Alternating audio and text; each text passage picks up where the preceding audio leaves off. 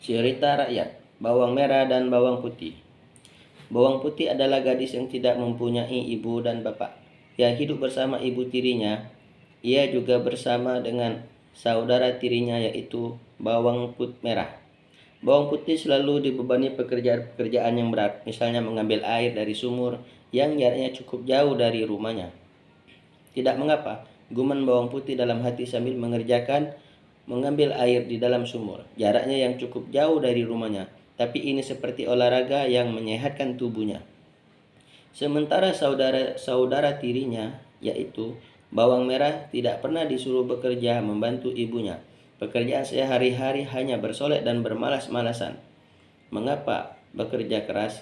Biar si bawang putih saja yang melakukannya, kata bawang merah. Dulu aku juga sering melakukannya, sekarang gantian dong. Bawang putih juga diperintah mencari ranting-ranting kayu bakar dalam hutan untuk memasak nasi dan memasak lauk-lauk lainnya. Namun gadis ini tidak pernah mengeluh. Ia selalu bekerja dengan senang hati. Ia jalani hidup dengan tabah, walau kadang ia juga merasa diperlakukan tidak adil oleh ibu tirinya. Seperti memberi makan ternak-ternaknya yaitu ayam. Harus dia yang melakukannya, padahal pekerjaan ini sangat mudah dan bisa dilakukan oleh bawang merah. Namun bawang merah tidak mau untuk melakukannya. Ia juga harus menyapu dan membuang sampah-sampah di belakang rumah. Karena sering bergerak tanpa disadari, tubuh bawang putih malah menjadi lebih sehat dan tubuhnya menjadi lebih bugar.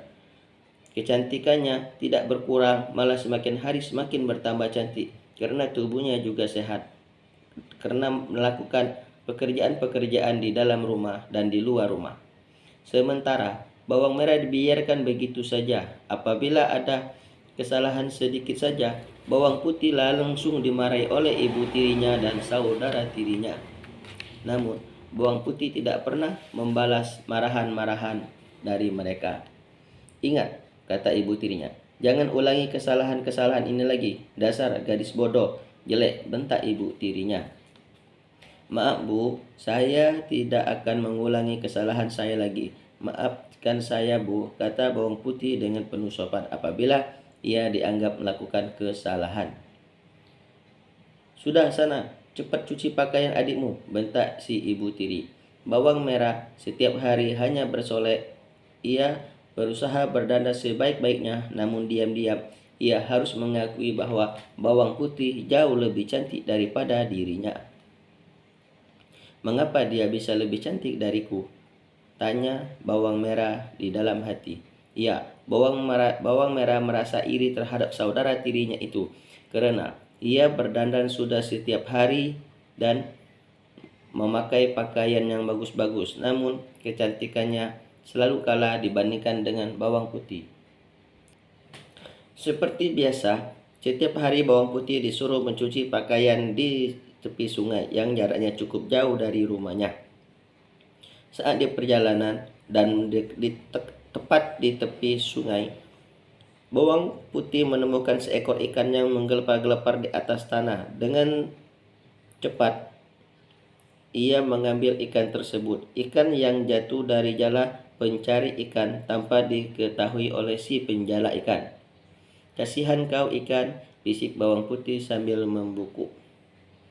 Bawang putih memungutnya dan dengan hati-hati ia memasukkan ke dalam air sungai. Sang ikan menatapnya dengan pandangan terima kasih, kemudian menyelam ke dasar sungai kembali. Sesaat kemudian, ikan itu menyembul keluar dan mengeluarkan suara terima kasih kepada bawang putih. Karena mengasihi sesama makhluk dan telah menolongnya, maka ikan itu berterima kasih dan akan membantu si bawang putih. Hei kau ikan, kok bisa bicara? Benar, sungguh aku adalah ikan yang bisa bicara, karena aku adalah jelmaan sang dewa. Oh, maafkan hamba, kata si bawang putih. Tidak mengapa, sekarang masukkan cucianmu ke dalam air, pinta si ikan aneh itu. Bawang putih memasukkan pakaian-pakaian kotor itu ke dalam air. Ikan itu menyelam kembali ke dasar sungai. Begitu bawang putih mengangkat pakaiannya, seketika pakaian-pakaian itu sudah bersih sama sekali. Terima kasih Tuan, kata si bawang putih. kepada ikan jelmaan sang dewa. Semenjak itu, sang ikan menjadi sahabat bawang putih.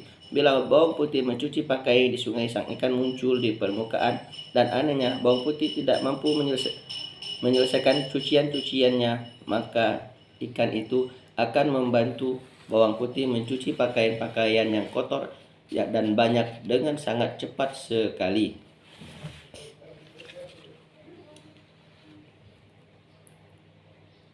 Melihat pekerjaan yang berat dapat diselesaikan dalam waktu yang singkat, si ibu tiri menjadi curiga. Suatu ketika, bawang merah disuruh menyusul dari jauh. Siapakah yang membantu pekerjaan si bawang putih? Oh, ternyata dia dibantu oleh ikan yang ajaib tersebut. Begitu pakaian dicelupkan ke dalam air, seketika pakaian itu menjadi bersih sendirinya, gumam bawang merah kepada ibunya. Bawang merah terus bersembunyi hingga bawang putih pulang ke rumah. Bawang putih sama sekali tidak menduga bahwa bawang merah sudah melihat dan mengamatinya sejak tadi. Esok harinya, pagi-pagi bawang putih disuruh mencari kayu ke dalam hutan untuk memasak. Sementara bawang merah pergi ke sungai sambil membawa cucian. Di tepi sungai, bawang merah menyuruh apa yang kemarin dilakukan oleh bawang putih. Pada saat ikan ajaib itu muncul, ia langsung menjaring dan menangkapnya. Lepaskan aku, teriak ikan itu dengan napas terengah-engah. Apa, melepaskanmu? Kata si bawang merah. Enak saja, kau yang selama ini membantu bawang putih, sekarang jangan harap kau dapat melakukannya lagi. Habis berkata demikian, bawang merah segera bergegas pulang dan membawa ikan tersebut, sedangkan bawang putih masih di hutan untuk mencari kayu bakar. Ibu, aku berhasil menangkap ikan yang selalu membantu bawang putih, kata bawang merah kepada ibunya.